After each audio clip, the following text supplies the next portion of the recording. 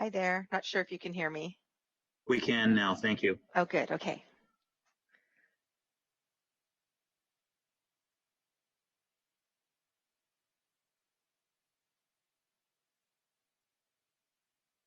Good morning, Arcel. Can we do a mic check, please?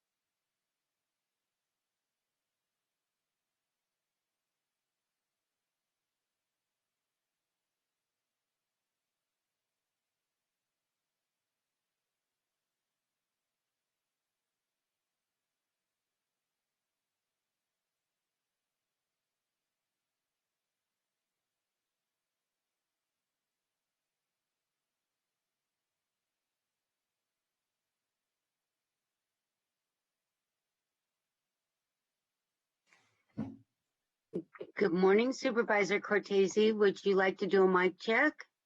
Yes, this is Dave Cortese, District 3. Thank you. We can hear you. Great.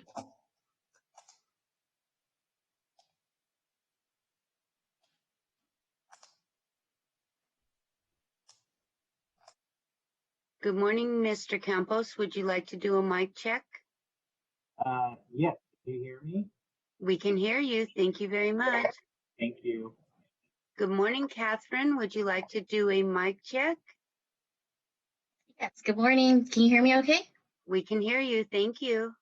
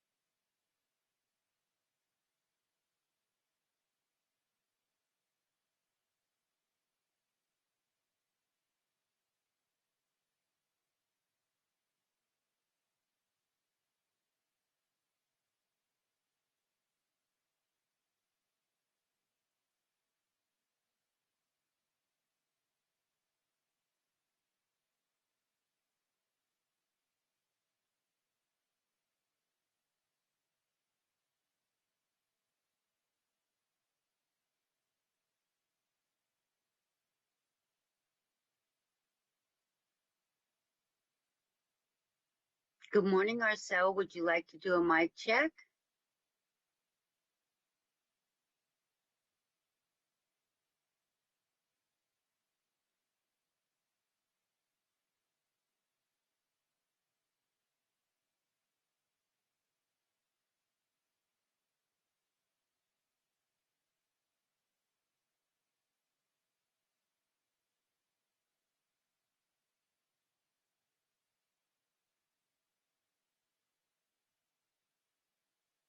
Rafael Bundes just joined.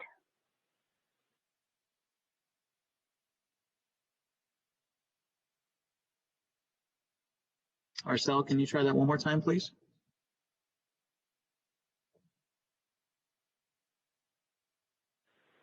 This is Rafael Bundes. I don't know if I'm using Arcel's login. Oh, yes, you are signed on as Arcel. If you would like to give me the correct name, I can correct it for you. Okay, I wasn't given a distinct login number, but That's this fine. is Rafael Bundes with DFCS. Okay, I was can one you of the please, panelists as well. awesome. Can you please spell your name for me? ROCIO, and the last name is Abundis, ABUNDIS. All right, I have renamed you and we can hear you. Thank you very much. Good morning, everyone. I know we're going to get started in a couple minutes, but I just wanted to say I know this is our first committee meeting. We have a lot of people joining us, and I want to thank you because I know these are tough times, but I'm going to give you like a 2-minute warning because I think we might be able to just make sure everybody's all able to join us. So, Dave, I see you're here too. Are you ready to roll? Yes, I am. I just need the host to activate my video. Oh, Just one moment, please.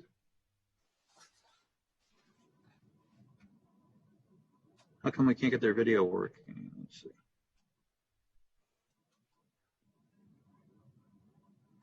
One moment, Supervisor. We're working on that.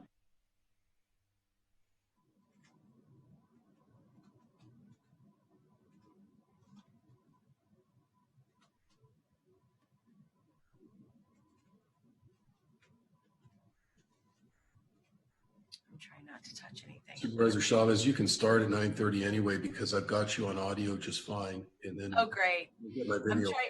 Yeah, Dave, I was thinking, I wonder if I could do that. I'm sure Dave Leon said, don't touch anything in his mind. Thank you, Supervisor. We are working on it. We'll have it ready in just a second. All right, thank you. That was a nice way of saying don't mess anything up.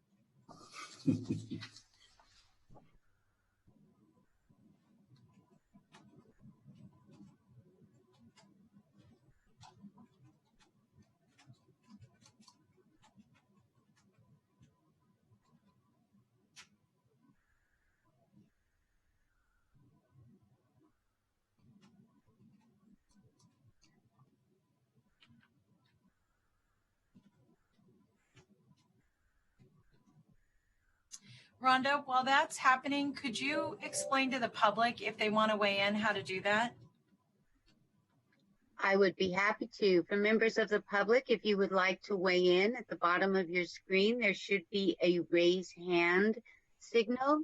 When you raise that hand, it lets us know how many speakers we have. Supervisor Chavez will let us know the amount of time each speaker has. At that time, when it's your turn to speak, your name will be announced. Staff will need to unmute your mic, and then we'll start the timer, and then you will have the allotted amount of time to speak. There is a bell at the end of the time if you can't see it on your screen so that you can hear that your time is up. Supervisor Cortese? Yes. It looks like your video is disabled. So at the bottom left, there is an icon with a camera that says Start Video. There Yeah. should be an arrow to the right of that. Click on that arrow and make sure you have a camera selected. Okay. I'm not sure which camera I'm supposed to be using, but I have. Does it show that you have a camera plugged in? Camera plugged in, but I'm not sure where to see.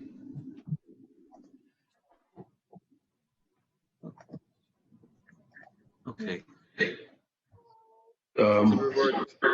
Supervisor Cortese, this is Zach with TSS support. Yeah. Oh, all of a sudden I'm on here now, it looks like. Is that correct? No, it looks like your video is still off. And right now, on that menu that Dave was just speaking about to the right of the start video, you should have two options. HP HD camera, which is your laptop camera built in. Yeah. If you have an external camera that we provided, it should be called a Hudley IQ. Yeah, that's what was checked off originally, the Hudley, but the selection went away. What you might want to do is just unplug the USB cable from your laptop and plug it back in. It might just be an unsecure connection. Tried that, not working. Are you able to switch to a different? Hold on a second. I see something here that says enable HD. Perhaps that's the problem on my screen.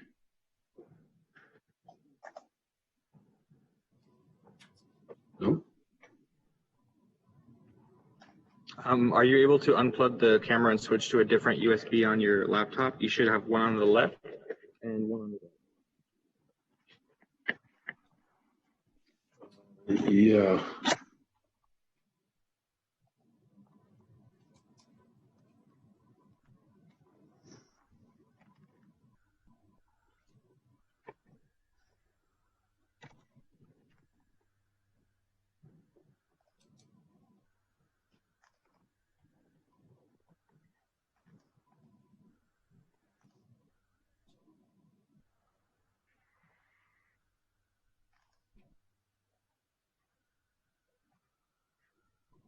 I switched the cables, but for some reason the selected camera is only giving me HP HD camera at this point. Yeah, you should be able to select that, and that'll bring up the camera on your laptop for now. If I disconnect? No, if you select the HP HD. It is selected. And there's no other option there? Not currently, no.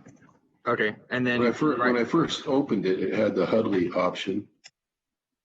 But no more. Okay, we can go ahead for now. We can hit HP HD, and then right next to it, the start video. Is that still disabled for you, or do you have the option to toggle it? When I click it, it gives me a message, you cannot start your video because the host has stopped it. Zach, what'd you do? Let me see if I can, let's see what we can do. Dave, let's just give it a minute more, and that way folks who are learning how to attend can do that as well. I think that's also kind of a new experience for people. So we'll give it you guys just another few minutes, all right? While Zach figures it out. Supervisor, we upgraded your status, so can you try the video one more time? Oh, there you it's go. on. Hi, Dave. Hi. I can see him. Yay. Perfect. Okay. Thank Just fine. you. All right, Supervisor Cortese, can we try one more thing? Can we just remove that camera from the top of your computer because it's blocking? There you go. Oh, yay. I didn't know what that was. I thought you were wearing a little hat. Perfect. Thank you, guys. Thank you so much, Thank you. Zach. Thanks, Dave, for your patience. We're going to begin our meeting with a roll call. If I could ask the clerk to call the roll. Good morning, Supervisor Cortese Here. and Supervisor Chavez. Here. Thank you. You have a quorum. We got our first most complicated thing done. Second, now we're going to go to public comment. And this is for anybody who would like to speak on an item that is not on the agenda, but is within the purview of the committee. And I know we had one person who texted me. Roxanne, did you want to speak at public comment? You could just maybe text me and then I don't know how. Oh, I see you, Roxanne, but I don't see a. Yeah, Okay, I think great. it's item Roxanne? 10. Yeah. Oh, that's the item you wanted to speak on. Good. Is there anybody who would like to speak on public comment? So we have no one wanting to speak to public comment. So we're going to Supervisor, go we to. just have a hand raised. Okay. Thank you. And everybody who speaks on public comment will give 2 minutes. So if I could get that public commenter to begin. Thank you. One moment. The speaker is Gomez LB. We are unmuting you. Please accept the unmute. You have 2 minutes to speak once the timer starts. Hi, my name is Lourdes Gomez. I'm with the Department of Family and Children's Services, and I'm here because we wanted to put together a protocol to keep emergency response workers safe and protect the public at the same time from the COVID-19. I'm happy to report that we did meet with SSA, Deputy Director Deborah Porsche, and we also met with Daniel Little, and we are working together to try to come up with something to keep both the public and our workforce safe. As you know, our sister program, IHSS, has a worker that's already has contracted the COVID-19. So we would like for you to still encourage DFCS to implement the protocol. Many of the board members have received a copy of it, and we would like your support. Thank you. Thank you, Lourdes. So I don't have any other speakers. So we'll move on then to approving the consent calendar and changes to the agenda. And we'll go a little bit slow on this, just so that we make sure, Dave, you and I are in tune, but also the rest of the staff. So on mine, I have that we would put on that we have a consent calendar that includes items 12, 13, 14, 15, 16, 17, 18, 19, and 20. And we're combining these two meetings. So we're combining Children's Family Seniors with FGOC. So I'll chair if my colleague is okay with that. Just get us through all of these. Item 12, these are items that would go directly to the board for review and discussion. And that is 12A, B, C, D, E, and F. And that mostly so that we can keep them moving through the process. Then what we would do is item 7, this is the sexual assault mapping. I'm asking to defer this until May based on just the availability of staff and other challenges we're having in the healthcare system. And then item 10, this is the LGBTQ recruitment. The administration has requested a deferral, and I don't know if the staff that's requested the deferral is on right now, if that is, if that's ESA. If not, David, if you're listening on this item, this is item 10. This would be coming back on April 23rd, 2020. Does that sound right? Supervisor Chavez, this is John Mills. So yes, the report back is actually coming from the Office of LGBTQ Affairs in the County Executive's Office, and the request is to hold it till next month, April 23rd. Okay. And if So that's we, correct,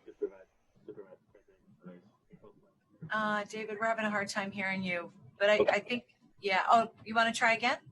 Yes, so April 23rd. Yeah, we don't have a good connection with you, but I heard John say April 23rd. I just wanted to make sure I was correct in that. Item 11 is a basic income pilot the administration has requested to hold. Supervisor Cortese, I know this is something you've really been focused on.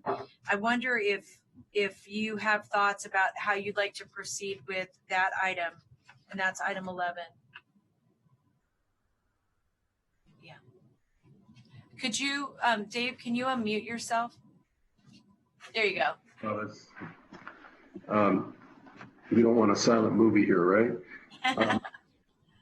Thank you. I know that we've have sort of a general broad sweeping policy, soft policy, I guess it is, to go a little bit slower with the referral response process from an administrative standpoint, given the overwhelm that we're dealing with in terms of COVID response. However, this item, and I think there'll be other items like this from time to time, is probably most needed now. Of course, we brought this forward last year. We heard a report in December that was actually very thorough at this committee. We asked for some alternatives to be brought back to give us a little bit more of a menu to select from. But I'd like to just move this directly to the board. The board was unanimous in its direction on the referral and seemed fairly enthusiastic to get this going.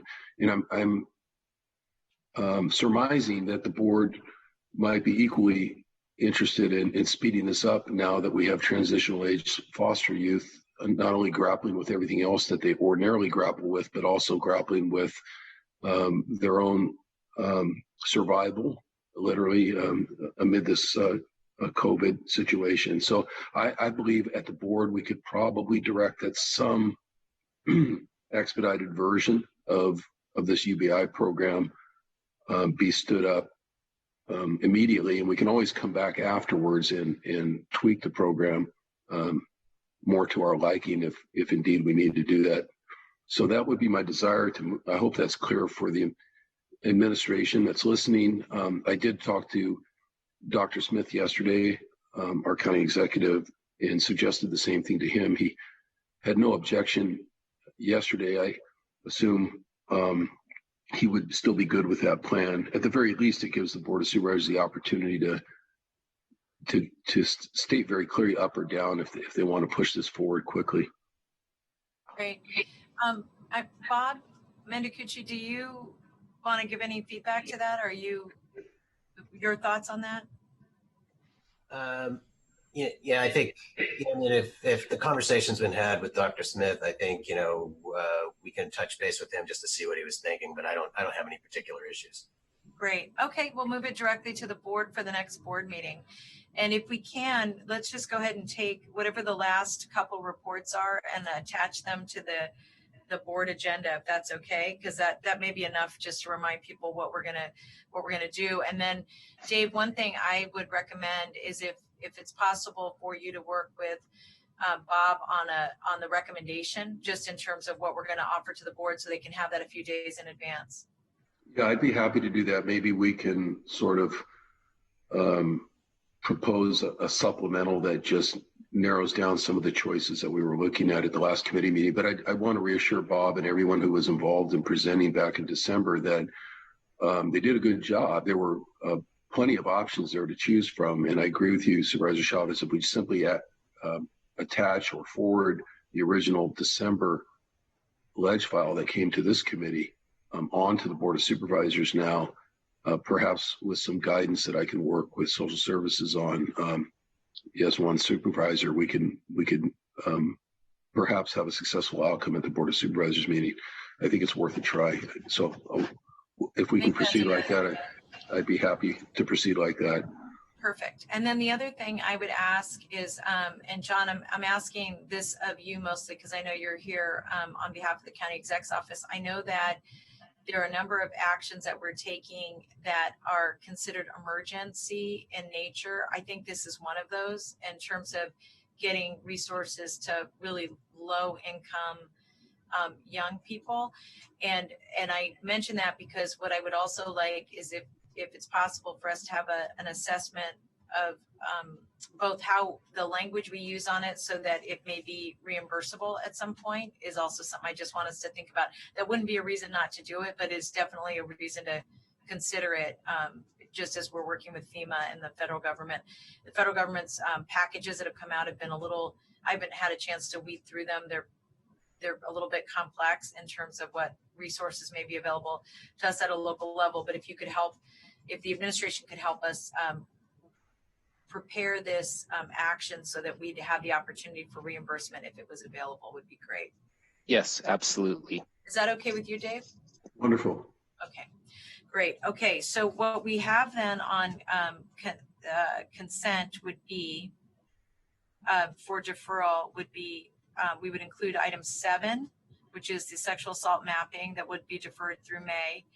Item 10, that the administration request comes back on the 23rd.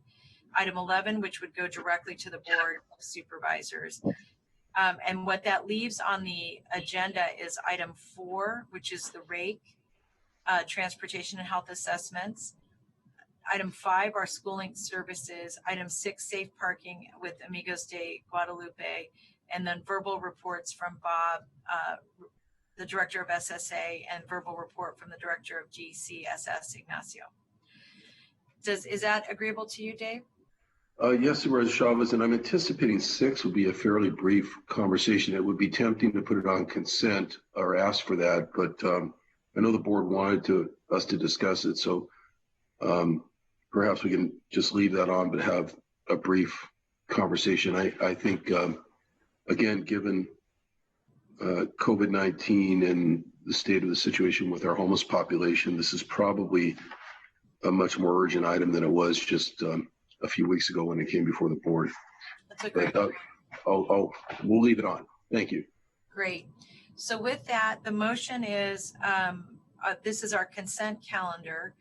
And so if you'd like to speak to the consent calendar, this would be the time to raise your hand if there's any item on consent that you'd like to speak to. And I'll just give folks a minute because I know this is a new thing. Okay, so we have one speaker on consent, and I'll ask the clerk to call in that speaker.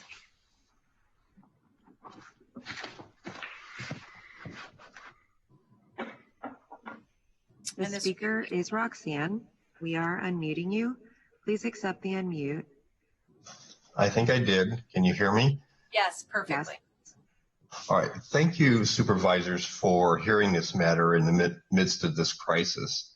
I would just, I'm concerned because I know that last time, Supervisor Chavez, you said that there was some sort of time constraint for budgeting on this matter. So I'm concerned about the deferral if we run up against some sort of deadlines on your requirements in governance. So I'm going to defer to both Supervisor Chavez and Cortese on that, because I think this has already been delayed for 5 years with no help to my community. And so I don't want it to get kicked over for another year. That's my main concern.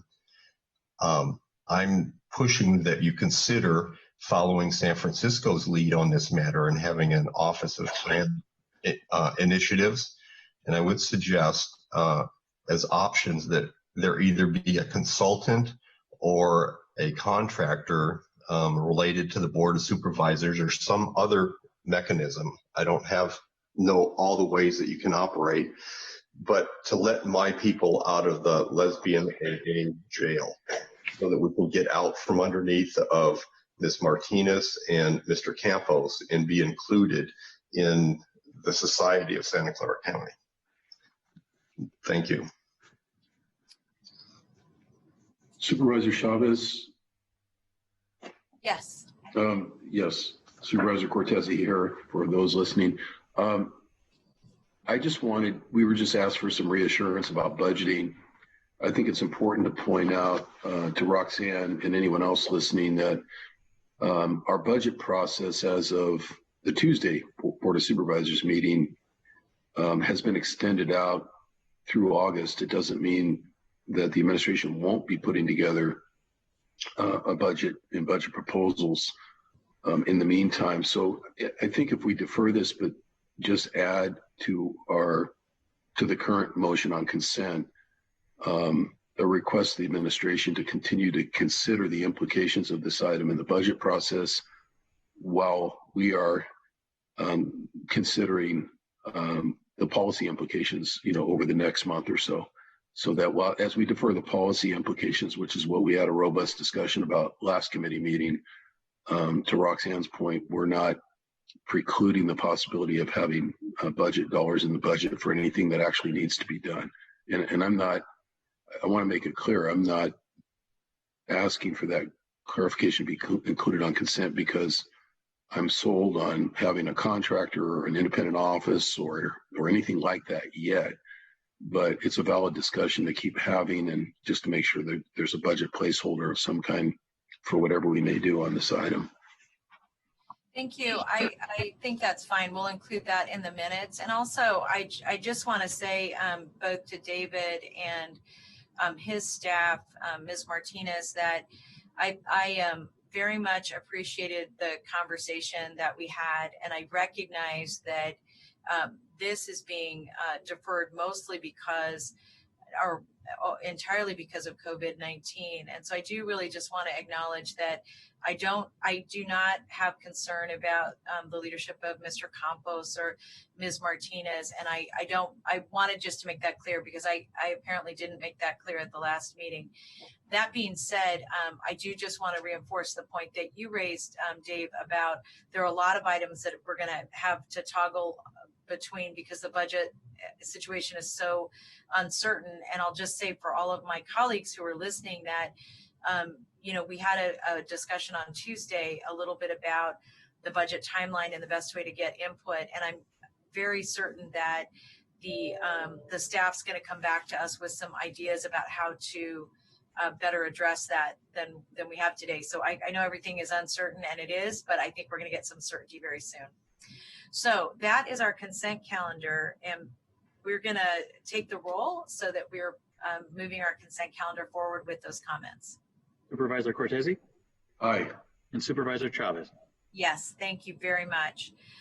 We're now going to move to item 4, and this is transportation and health assessments. And I think this is going to be led by Bob and Dan Little.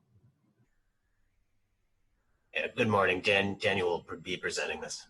Oh, great. Hey, good morning. It's Dan Little, Acting Director with CFCS. So good morning, supervisors and members of the committee. You have before you a report that provides an update on transportation concerns and health assessments for children in DFCS's care. Currently, DFCS provides over 1,000 transportations a month through several options available to children and caregivers. These options include transportation provided by the case-carrying social worker ones, extra help transportation officers, and through contracted services. Common locations that children are transported are to their school, visitation, court hearings, and to medical, dental, and counseling appointments. These transportation options are for both round-trip and one-way rides to best support the caregivers providing care for the children. In addition to DFCS's staff providing transportation, we have contracted with Hop Skip Drive to augment School of Origin transport needs.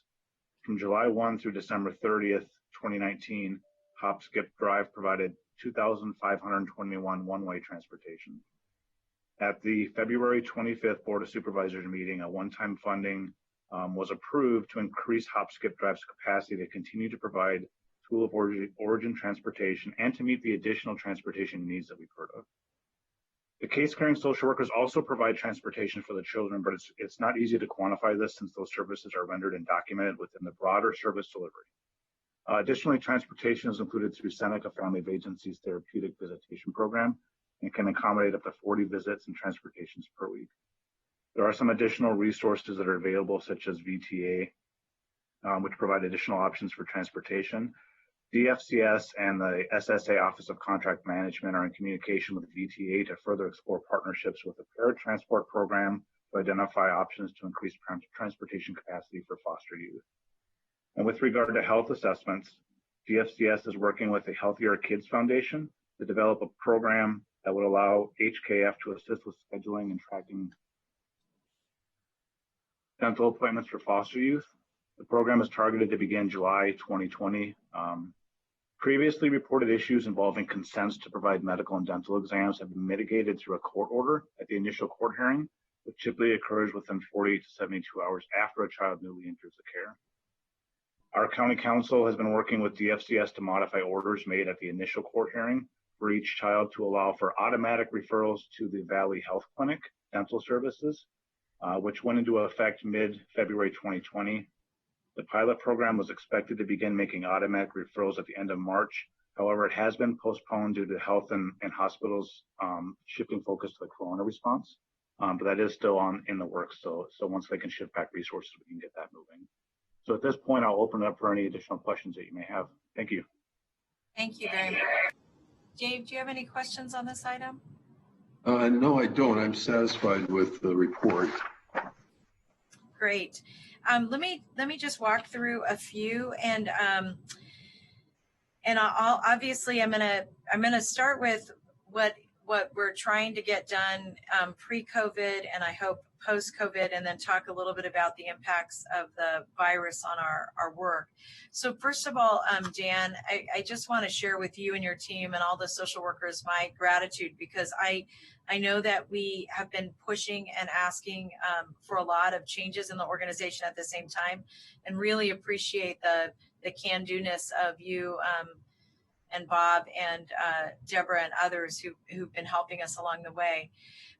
A couple things I just wanted to raise as an issue that I'd like us to be able to address at a later time. And one of them is, if it's possible for us to look at how we can create more consistent drivers to help children get to appointments and activities. I don't expect an answer to that today, but it's something I'm interested in better understanding. The other thing I'm concerned about is whether or not it makes sense for us to think about the drivers as being either permanent to us, or that we have a relationship with BTA so that the drivers are permanent, so that the children and the families are getting used to who they're working with in terms of their commute. I think that's an interesting conversation, particularly to have with BTA, even though we're in the middle of COVID-19 now, because I think they are really taking a look at their services now to respond to the public, and we're the public, and I think there may be some opportunities there that we can start to take advantage of. So what I would like to do on that front, Dan, is to have a conversation with BTA and you and Bob at the same time, just to better understand some of the things that they're thinking about in terms of service provision. So we'll work on that as a follow-up. As it relates to the, to really looking at how we're addressing visitation,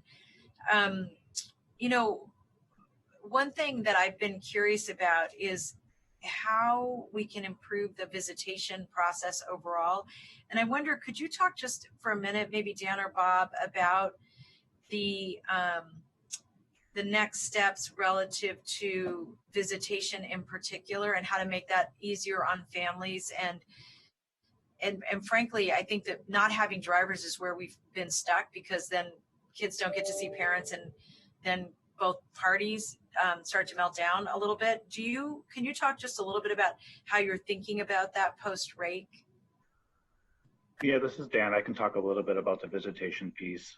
I think first, there is something, again, I think this is going to get postponed a little bit, but we were working with TSS to look at a more robust scheduling process, which I think aligns with one of your initial concerns of keeping consistent staff providing those visitations. I think if we can get a more robust scheduling system, then we can build some efficiencies into there and ensure kind of that alignment with each staff, with each family, so you can build those relationships. I think the bigger piece of that visitation process is something that we've been working on with Dawn Long, who's our bureau manager that oversees visitation, which is to kind of relook at our entire visitation model and move from a supervision component to a skill building and a service intervention piece. So that is some work that we're doing. We have some work with one of our providers who provides visitation to help do some additional training. I think that is something that's going to be in the works for us, kind of aligning even with the work with family finding that we're doing, of how do we build that more robust engagement and connection component that goes beyond just the family location, but goes through to the visitation itself. I'll look forward to that. Do you, and I know what I'll do is ask Amy to work with Patty to take a look at those timelines again. I recognize there's some challenges that we're facing right now that are relatively significant so that we can get back to that. Could you talk about COVID-19? I know we had a speaker earlier that was talking a little bit about how to protect our staff. I'm also just interested in what steps we're taking to make sure that families can stay connected through this process, and also how we're serving children. And I know, and Dan, if you could speak about that, and or Bob, whoever would have the most information. So I was going to give some update on my director's report. So I think if Daniel, you want to speak specifically to the family connection and the DFCS part of it. Yeah, absolutely. I think, and this has been really a difficult balance, and I really appreciate the work that my staff have been doing to not only look at their own safety, but the safety for the community and safety for children and families. We had multiple interventions put in place to kind of based on COVID. One of them was that we received an emergency order from our juvenile court judges suspending in-person visitation, just based on the significant risk to the population. What we've done, and that order I believe goes through April 7th. So what we've implemented in place of that is that visitation will be done through video means to make sure we keep that connection going. There are some exceptions to that if the social worker feels that there's going to be significant emotional trauma to the children based on not having an in-person visit. Then we meet and put together a plan to make sure that we're keeping everybody safe for that. We also received guidance from the Administration of Children and Families, then eventually from CDSS in California regarding worker contacts with children on doing their monthly contacts. So we are allowed now for those monthly ongoing contacts that if we don't have concerns over safety, and we don't have concerns that doing a video call is gonna lessen our ability to assess the needs of those children, that we can do video contacts for those children for the foreseeable future. As Lourdes pointed out, though, the one area that we're still having to do in-person, face-to-face contacts is whenever we're doing any of our emergency response child abuse or neglect investigations. So that's the piece that we're really focusing on, process and procedure. Our central services has now been able to get enough personal protective equipment for staff. We've developed a protocol for staff to know kind of what kind of questions to ask families before they're walking into a home. I think the challenge for emergency response is due to the nature of the work is not something they're necessarily able to call ahead of time. So what I've done is I've extended the response timeframes for emergency response to the state limit to give them more time that if they need to respond on site and they feel uneasy about going into the home, they need to ask some additional questions. They can then call back and get support, or they can kind of back out, and we can kind of develop a new plan to meet the needs. We are looking at some additional protocols that I think have been presented before the board on response parameters. Some of that we're kind of bumping up against what the state has drawn a kind of a line in the sand regarding some of those. So I'm working through with county council to see kind of what leeway do we have to be able to build in some protective capacity both for staff as well as children, and still meet some of those mandates that are required for us for a child protection agency. So that's kind of some of the steps we put in place. We're doing daily check-ins for all staff. Skype meetings. So we were getting between 130 and 160 staff calling in. So we're giving updates, answering questions, and then we're putting the responses for those questions onto a shared drive so everybody has some of the same information. And then we're sending out daily memos with any updates we're getting from public health, updates I'm getting from other jurisdictions throughout the state and throughout the country, some of their practices, so that we're trying to provide staff as much information as possible so that we can make informed decisions. So I don't know if Bob had any additional information. No, I think that covered it for DFCS. And like I said, I'll get into some broader overarching detail in my report. You know, I want to appreciate the work that's being done, particularly with the emergency social workers. You know, one thing that that as much as possible, as hard a time as this is, I think one of the opportunities is for us to learn what options are maybe in other kinds of emergencies that we may want to think about as we go through this process of things we may want to keep in our protocols in order to allow for us to be more flexible and more supportive of family communication. I think it's very difficult. I recognize to have families communicate on iPads or Zooms, but sometimes that actually is something we may want to think about or take a look at how that's working during this emergency and better help us move into the future. Two questions I had. One is, I know we're having a problem with baby formula and diapers and diaper wipes. And I also know that we're going to talk a little bit about behavioral health in a minute, but mental health services, you know, keeping those intact for families. And I'm wondering, if right now you're working with First Five and with the Healthier Kids Foundation on some of that body of work for this particular group of families. Yeah, Supervisor, we are still partnering. I think especially during this time, that I think the resources and support families are going to receive are really going to be from their individual communities where they reside. So that is some work that we're doing. You know, regarding supplies, I know that we have stuff on hand for caregivers. I know CAFPA has a limited supply. We are able to still connect people as much as we can with some of those resources when we're getting those needs. We're doing the same thing with our young folks that are still coming into our hub. So we still have that facility available while we're having people practice social distancing and we're meeting people one-on-one. We still wanted to make sure to have that resource available for those young adults so we can connect them up with those resources. So absolutely, we're going to still connect people. Great. And if we're running short on supplies, would you let the county exec know? But also, I know you have your own EOC, and we have somebody whose job it is to make sure that folks, especially kids who are in our custodial care and their families, have access to resources. So I'll just want to make sure that if there's a challenge with those resources being shared, that we know about that as soon as possible, in part because there's just a lot of people pulling on the same kind of finite set of resources, and making sure they're getting to the folks who need them most is going to be critical. I know you're already working on that, but I know that the Healthier Kids Foundation and First Five have put in some new strategies that are seemingly pretty effective right now. So thank you for working with them. I don't have anything else on this item, so we'll take a motion just to receive the report. And so I'll make that motion. Second. So I think roll call is we got 2 ayes. Is that okay? We're good? All right. So let's move to item 5. This is schooling services. And I think we have Moretta and Catherine who are going to be presenting.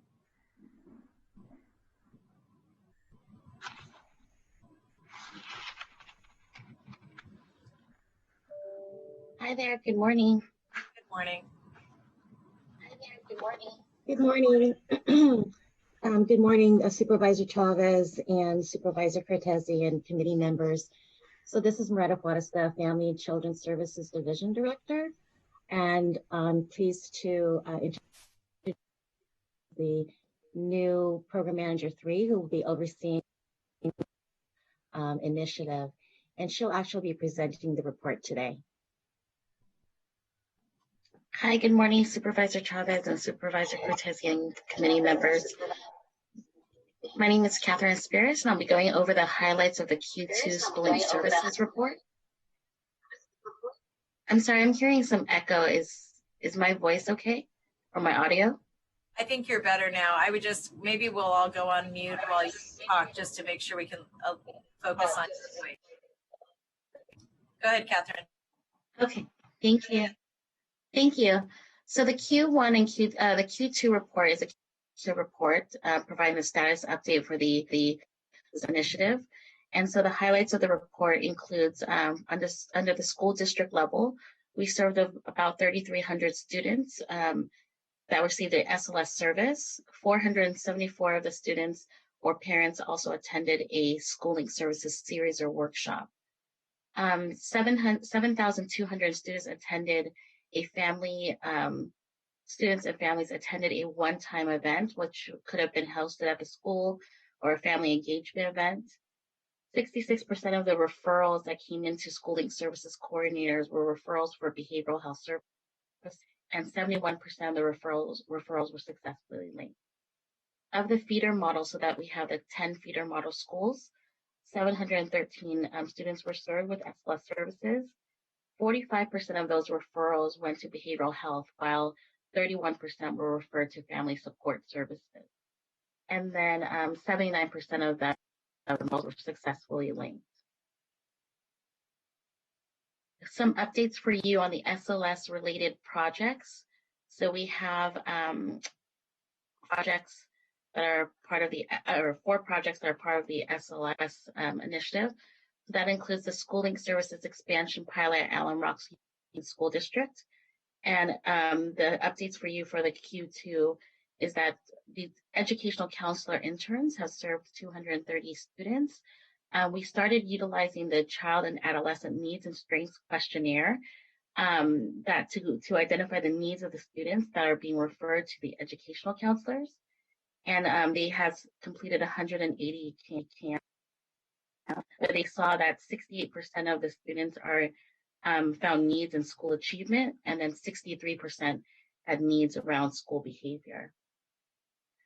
The Schooling Services School Social Emotional Academic Services Program, which is provided through which is provided by Allen Rock Counseling School District.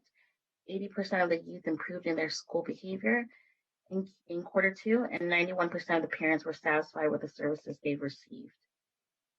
For the unconditional education, which is provided by Seneca, Rosemary Elementary School at Campbell Union School District, they saw an improvement between students, received an office disciplinary referral in Q1, and those 2 students did not receive one in Q2. So some small improvements with those students. In Fremont High School, under the Fremont High School Unified School District, 45 students were discussed by a student assistant team and during Q2, and 17 students received student-focused consultations with teachers presented at the SAT meeting. And then lastly, Youth Connectedness Initiative, YCI, which is provided by YCS in Palo Alto. 20 students signed up to participate in the Youth Gear Leaders for the spring 2020, which has exceeded the goal by 200%. And the new team of Youth Gear Leaders was developed to brainstorm new youth events, ideas, and strategies for future YCI outreach. So those were the highlights from the Q2 report. And then we also have some items to share with you on what behavioral health during the school closures. Did you have any questions about the Q2 report before we go into the school discussion about the school closures? None for me. I'm looking forward to this next discussion. Me as well. Thank you, Catherine. Thank you. So during this year's Behavioral Health Services has been collaborating with also the County of Education to understand the needs and the needs of the students and the communities. We have been working with Joanne Vars to work with understand the foster youth and the homeless youth in our communities. We have also done a email distribution to all schooling services coordinators, schooling services districts, and all school districts on a packet that includes information about how to prep for the potential spread of the virus, how to children, checklists for parents, and supporting young children isolated due to COVID. We also included provided an email that provides a list of international state free Wi-Fi for 6 Catherine, we're So having a Catherine, disseminate all of that. We're having a difficult Yes? time. We're having a difficult time. Oh, that's not good. Oh, I'm sorry, I could not understand what did you just say? Catherine, I was just having we were having a difficult time. We were having a difficult time. Are you on a speaker? Okay. Are you on a speaker? No, I'm on my computer audio. Okay. Well, I was just going to try to do support, not a good role for me. So, Catherine, try again, and I'll. Not a good role for me. So, Catherine, try again, and I'll. Okay, so I'll start over and just share with you what we're doing. Okay, so for the behavioral health services, I'll start off with sharing that we have connected with County Office of Education just to collaborate and support students who are homeless and foster youth students as well. They are doing a needs assessment on their end, and they are sharing that information with behavioral health so that we can also identify what needs are needed as they are doing their assessments.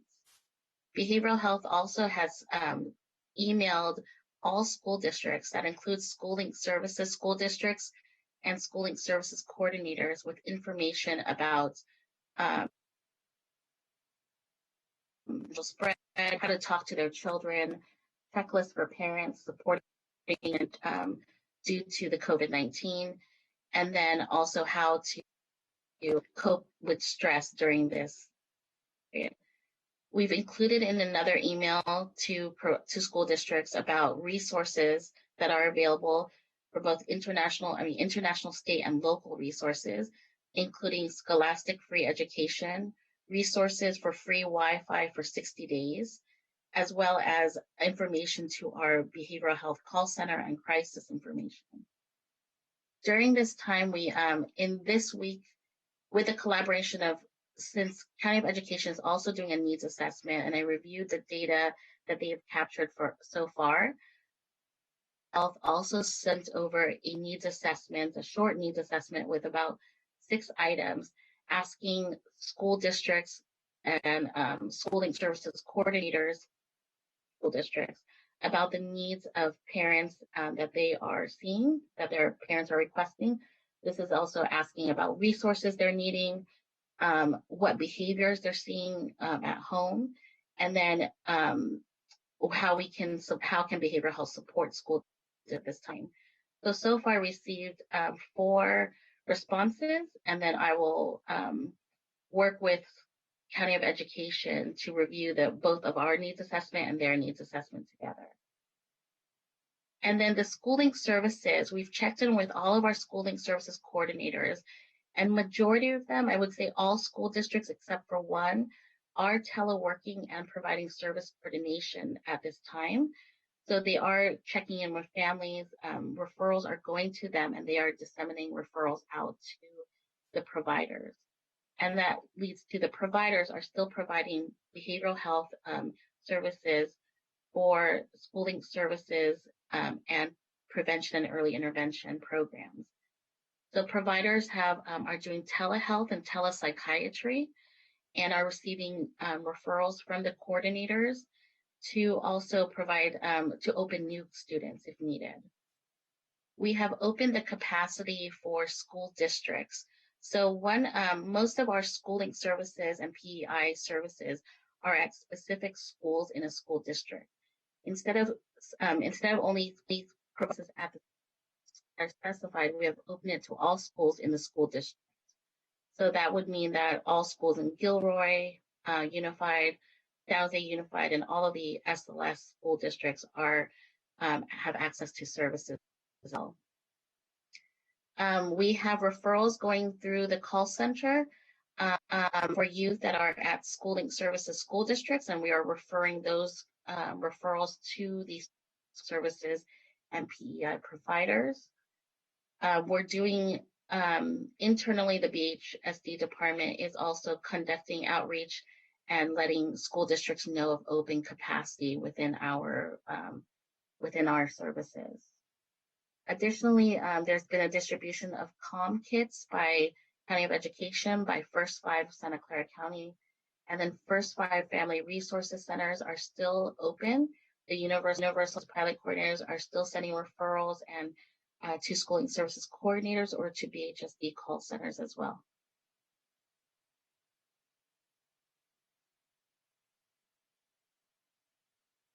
Thank you, Catherine. Do you have any thoughts or comments? Catherine, I'm going to ask you to go. Great. Go ahead, Dave.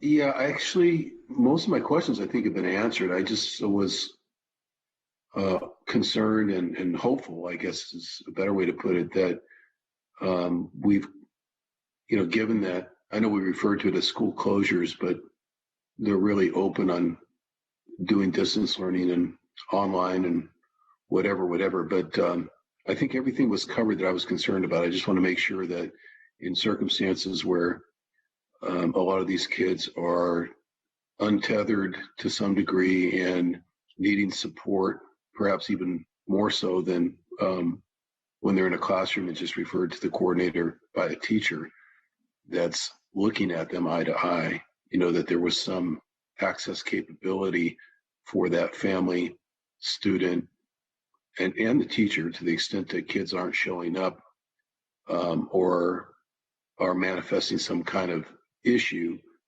to the extent they can pick that up through whatever online and distance learning resources that they're utilizing, that they're still able to get that referral in as efficiently as possible to, the existing schooling services network and turn around, the clinical or professional referral that's needed, or set up a Zoom call with the family or whatever needs to be done. So it sounds like all that is well underway, and I'm pretty impressed if it is, because that sounds like it's all been done in short order. So I'm trying to kind of do active listening here. If I misstated anything or overstated or understated anything, please clarify.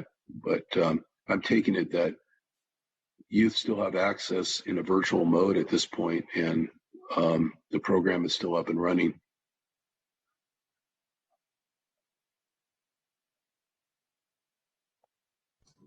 Catherine, does that sound right to you? Yes. So a lot of our providers are providing telehealth and doing it also through video conferencing. They are utilizing Zoom and their other platforms and Skype to do video conferencing to hold sessions online. So let me just make a couple of observations about how, first of all, and I don't know why we're echoey, but just a few things that I want to make sure that we get. And one of them is that we're getting a little bit of mixed reports about how available the telehealth is. And part of that might be that we're just getting started. So I'm going to assume that it's like we're just getting rolling and it's taken the state a couple weeks to get on board and all that. One thing I would really like to better understand is during the COVID crisis, what calls we're getting, where they're coming from, and how our network is responding, how schooling services, just that piece of it is responding. We're getting a lot of information from the County Office of Education. So on their end, I understand a little bit more about their work. I'm just not as sure where we're plugged in. I would just say, Catherine, if you and Moretta can work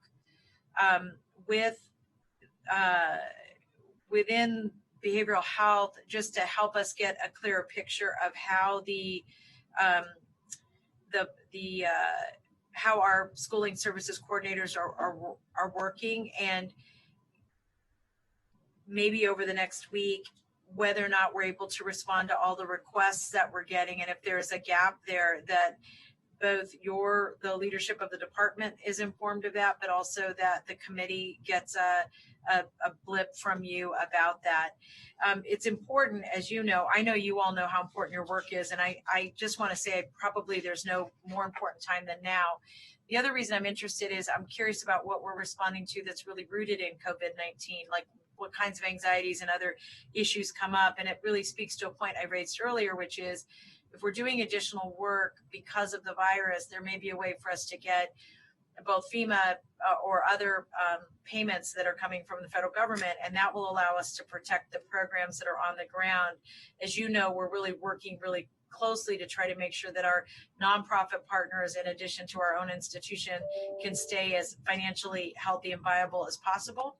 So that's kind of point one. And then point two, I just really want to encourage us, again, as I said in the previous presentation, to figure out what we're learning about our ability to provide services this way. Does it work better for some people than what we've been doing before? You know, really using this as both a learning opportunity once we catch our breath and in terms of moving forward.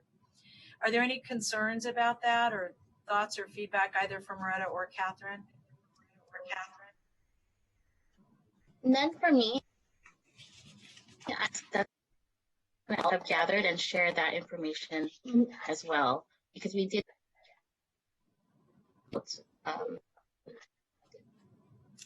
I'm sorry, Moretta. We just don't have good communication. Sorry, Moretta. We don't have good. Yeah, I'm sorry. Yeah, sorry about that. It's very static. Sorry about that. No problem. So I guess if we could just off agenda, just get feedback on that would be great as you're moving through this over the next couple weeks. And thank you for your good work. Dave, do you have anything else on this item? No, I move receipt or acceptance of the report. And I'll second that with just a request that we get some stats of how we're responding and who we're responding to and what those needs are. Thank you. We're now going to move to item 6, and this is our Safe Parking Amigos de Guadalupe Posada project. And our presenter is Hillary Baroga, I think. Hillary. Yes. Hi, good morning, supervisors. We have presented in your board packet the report that the board asked for about safe parking programs. And so the attachment includes a list of all the safe parking programs that are known to the Office of Supportive Housing, as well as some information about each. I believe that the discussion at the board meeting was whether the referral by Supervisor Cortese would provide new services that are not funded in any other way by the county or any other organization. And the answer to that is yes. The Saratoga site referenced is operated through rotating church parking lots, and the case management that Amigos de Guadalupe would provide would be provided to people at those lots who are not currently receiving case management. Dave, did you have any questions or comments? Thanks. No, I appreciate that very much. That was my understanding. As I said at the board meeting, or was trying to say, this came about just because I stopped in upon a last-minute invitation to a group of the faith leaders that run the safe parking, and several of them that were concerned about the lack of a caseworker for this rotating piece of it that was just Hillary just described. So my understanding was that was precisely what they were looking for, is just to fill that gap of lack of caseworker for the rotating area. I don't know if Maritza was able to, from Amigos, was able to get to become an attendee at the meeting here, or if we have any questions for her. I probably don't, but just because I'm the one that brought the referral in the first place, Supervisor Chavez, but she may be available. My understanding was she was going to be available in case you had any additional questions about it. That's it. That's all I have. I would, again, as I said at the outset of the meeting, like to move it back to the Board of Supervisors and try to get it implemented sooner rather than later. All right. So for that, we should put it on the agenda for the next board meeting. Yes, I think it's ready, unless the staff has some resistance to that for some reason. But the report's comprehensive. The information's all here that everybody asked for. So if we can turn it around to the next board meeting, that would be great. Excellent. Hillary, do you have any concerns? I don't have any concerns. We can certainly do that if that's your direction. I do want to note that we will be bringing additional safe parking information and recommendations to the April 21st board meeting, and we could easily fold this into that as well. So we are open to whatever your preference is. Dave, does that work from a timing perspective, or are you feeling a little more urgent? Let me just say this, this is mechanical. This is just logistic.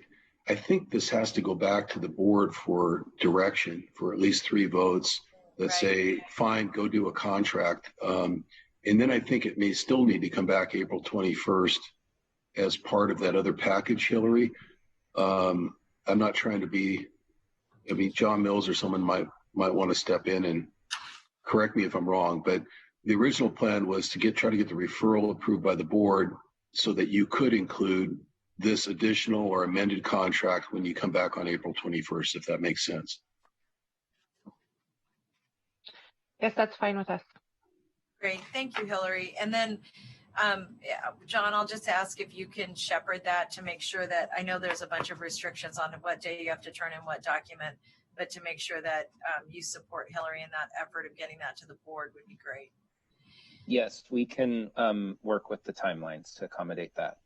Great, thanks, John. So we have a motion from Supervisor Cortese, a second from me to move that to the board through the county exec's office. And thank you, Hillary, for all your good work. Really appreciate it. Thanks, John. That brings us to item 8, which is our verbal report from our SSA director, Bob. So good morning, Bob Minicucci, Director of the Social Services Agency. I wanted to just take this opportunity to give some quick updates as to the status of operations here in social services in our various departments. Starting a few weeks back, given that we were on the front lines of seeing the emerging crisis here in the county, we started reaching out to our state counterparts and our federal counterparts, asking questions around the waiving of the requirements around face-to-face contact for clients and the work that we do. Initially, we got some puzzled responses back to the effect of, no, it's business as usual. And what I would say is really just amazing in a short period of time how quickly that changed and turned around. And it's really a testament to the relationships and the partnerships that we do have with our state and federal partners, how quickly we were able to receive guidance and ultimately relief on a lot of our face-to-face contact. So our efforts here were initially about minimizing face-to-face contact in the spirit of mitigating the spread of the disease. To that end, in each of our departments, we've been able to basically shut down almost all face-to-face contact. In our Department of Eligibility and Benefits, largely in that area, we, through advancement in technology and pushing the policies in general, we've been able to make sure that those programs continue to operate without the need for face-to-face contact. So folks are able to conduct their business via the phone, do electronic signatures, things of that nature. And a lot of that had been, bits and pieces of that had been in place. And this is just an opportunity to really fully realize the potential that's out there. And to your point earlier, I think there's a lot we're going to learn here in terms of actually trying out and piloting a lot of this work, where we can look to how we're going to further enhance our workflow in the future. We're still working on one area, and that's in general assistance. County has flexibility with that. You'll be getting a note from me shortly just around our waiving of our face-to-face contact for the general assistance population too. But there's just some steps we had to follow internally in the county. So you'll get a note from me as to our implementing that too. And on that side of the house, because of the size of the work population and the size of our call centers, that area was probably the most difficult to move towards remote and teleworking. But over the past week and working with our partners in TSS, we've been able to deploy hundreds of laptops to staff so that folks can more and more be able to do their work remotely. And in instances where folks are required to come into work for the sake of handling some of the mail that does come in and processing paperwork, as well as some of our call center work, we're working to redistribute our workforce across our campuses to make sure there's good separation for staff. But the goal is to be able to telework as much as possible. In our other departments in adult and aging, same thing. We've been able to given the size, it was more manageable to get that work conducted remotely immediately. So even our call centers and such are able to do that. Some of that had been through some pre-work that we had set up for disaster recovery in general to be able to just accommodate interruptions so that the call centers wouldn't go down for periods of time. They could be shifted over to different resources. So again, by trial by kind of firing squad here, where we went in and were able to do that, and again within the span of a couple of days got all of that up and running on the adult and aging side as well as the child welfare side. There's one area in the adult and aging in IHSS where there is some requirement for face-to-face contact for eligibility purposes. I don't consider that as urgent in the sense of the work that folks actually have to go out and do compared to our investigative work. So we're working on gathering as much information as possible and working on still with the state and the federal government around getting some relief on that particular piece. On the investigations, that is the hardest piece. That's an area where we're probably going to continue to have to do that work. You've heard concerns expressed from our staff in terms of the protections.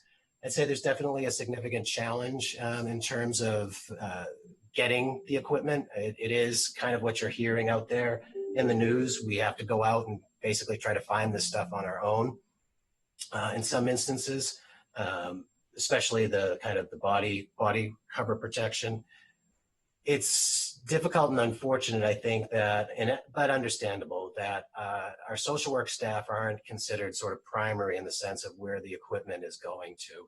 You know, health professionals are first on the list, and the CDC guidance for our staff is unless you have prolonged contact with folks who are ill, the guidance is to practice, the appropriate distancing as well as the appropriate hygiene, and the guidance isn't to necessarily suit up.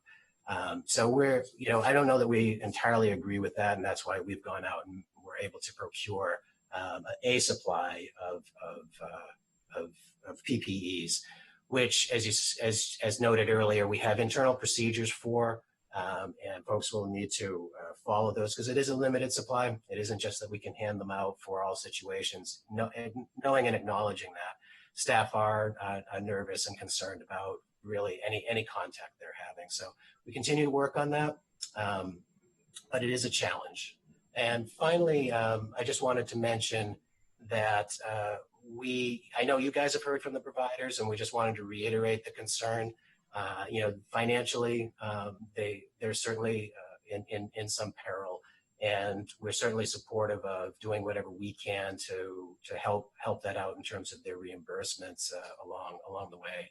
But also indicate that in terms of some of our planning for even things like the rake, moving forward with the replacement services for that.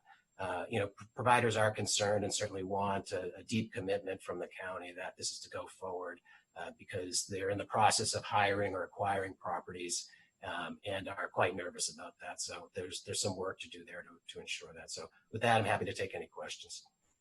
Bob, just on that last point that you made, I would rather them not be acquiring properties. If they're leasing properties, then that makes sense to me. But if they're acquiring them, I think we should be purchasing them.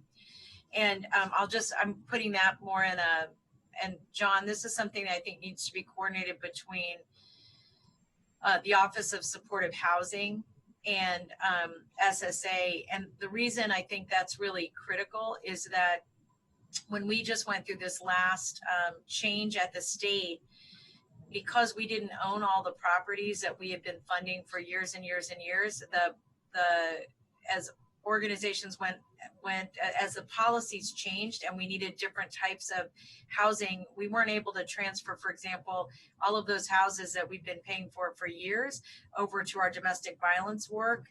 So anyway, I just want to make sure as they're extending themselves that we're making sure we're being very strategic about who's owning what in those exchanges. Bob, first of all, thank you that's a lot of information. I really appreciate it. And I do want to say something that I for one never realized how much we were going to rely on the leadership and the skill set of all of the folks that work in TSS. And for everybody who's been doing that work, I just want to say thank you. They've been lifesavers, literally lifesavers, because it's allowed your employees to stay connected to the people that we want to serve and all of us to stay connected to each other. So TSS, I'm going to get a t-shirt that says that, or I'm going to have Mike Wasserman wear one for a week. That's my goal. On the PPE, I really appreciate, Bob, your point about how we make sure that frontline employees who are really interacting with folks have the equipment that they need. And I know you're working with the county's EOC. I will say that I and others have been asking for a lot of donations, and some of the donations we're getting are not hospital grade, but they're appropriate for field, for folks who are in the field. And I'll make sure that as we circle back with the Valley Medical Center Foundation that we just make that connection internally in terms of the donations we're getting. That'd be great. Thank you. And could you talk just a little bit about how SNAP is working now that I know that legislation is passing while we're talking, but just in terms of what's available to whom and how do they access it? So it's currently, but obviously, just as you said, probably subject to some quick change based on what does come out in the legislation. But it is business as usual. From the standpoint of the eligibility perspective of it. And what isn't business as usual is just the face-to-face aspect of it. Folks will need to basically do their business via telephone should they feel that they're eligible or have needs. What I can say is, it's very early on and it's hard to get great statistics at this point, but we're definitely already starting to see call volumes go up. So we do think that folks are beginning to reach out to us for probably new eligibility, but also probably for just questions on an ongoing basis. What I would say is there's been good relief in the sense of just carrying benefits forward for folks so that the normal redetermination process has been curtailed for a few months. So folks currently eligible will remain eligible. And for folks that might have had a work requirement under that program or other are the CalWorks programs, the state is providing relief for those work requirements too. So folks will have some relief as to the potential for not losing eligibility. So, but for expansion purposes, Bob, if we have new families that are out of work that want access to food stamps and the SNAP program, can they get eligible by phone? Yes. Okay. So they call and we'll respond. Yes. Great. And there'll be a process that folks will need to go through for verifications, whether that's electronic submission or just being able to mail some things in, but it can all be done, initiated in that way. And can I ask, who's the lead in your department working with the city of San Jose on food distribution countywide? So that is part of our senior nutrition program. So that is Vanessa, who's been working closely with the city and manning some of the subcommittees that we've been supporting for them. Great, thank you very much. Dave, did you have questions about this report? No, but I do appreciate all the information. Thank you. And thanks for all the good work, Bob, and for your team. Please thank everybody in SSA. They are proving right now what the backbone they really are to the whole community. So thank you. Thank you. We'll share that. Ignacio, do you want to update us on what's happening in your world? Yes, I'd be happy to. So I'll briefly discuss how this has impacted operations and what we're doing to manage essential services for the children and families we serve here at DCSF. We closed our lobby to the public on March 17th, but continue to have essential staff both telework and work in the office on a rotational basis in an effort to minimize the number of staff in our building and continue to abide by social distancing. The court closure for child support matters has impacted our processes significantly. We're not able to file any new motions nor continue with any hearings that were scheduled until our 2 courtrooms located at the Family Justice Center courthouse are reopened. We are, however, prioritizing responding to customer inquiries over the phone, via email, and using other electronic communication tools through our statewide automated child support system. We are fortunate to have our call center, which is located in Butte County, continue to operate and field all of our customer calls and then task our staff for follow-up. If someone calls with an urgent matter, such as a bank levy, collection intercept, or a license suspension, we have a single point of contact for the Butte County call center, and we triage those urgent matters to the appropriate staff here for resolution. We're also working to track the cases where parents are contacting us to notify us that they have either had their work hours reduced, have been laid off, or have had their employment impacted by the COVID-19 crisis, so we can figure out how best to manage those cases to try to avoid the accumulation of uncollectible child support debt during this emergency. Our focus right now is to continue to have the child support that's being collected be processed and have it go out to the children and families that depend on that support for basic needs such as food, shelter, and clothing. We're working to continue to institute telework across the organization, have made significant strides in the last week. We're also letting the public know that if they usually come into our office to make payments, you can make payments over the phone, online, and by using MoneyGram, PayNearMe, and even PayPal. All that information is on our website. I would also encourage anyone with any questions related to child support or their case to call 866-901-3212. The last point I have is we're working with the state to, in essence, deprioritize the recoupment and collection of government aid, so that instead we're only prioritizing the collection and distribution of child support that goes directly to families during this emergency, so that we can continue to provide that safety net for them. That concludes my report. I'm happy to answer any questions. Ignacio, I just have one. When you said like the challenge with people who are being out of work, and you know how you don't have that all just become just so massive, does that mean essentially trying to renegotiate now what people are paying, or you know, do you have the capacity to do that? So technically, the way that would normally work is we would have to get a new court order that modifies what their existing judgment is. But because of the court closure, what we're doing is we're working to implement a process where we can get stipulations done between parties where they agree to a reduced child support amount or even a zero amount if the person that's paying has been impacted because of the COVID-19 emergency. So that's a process that we're just starting now.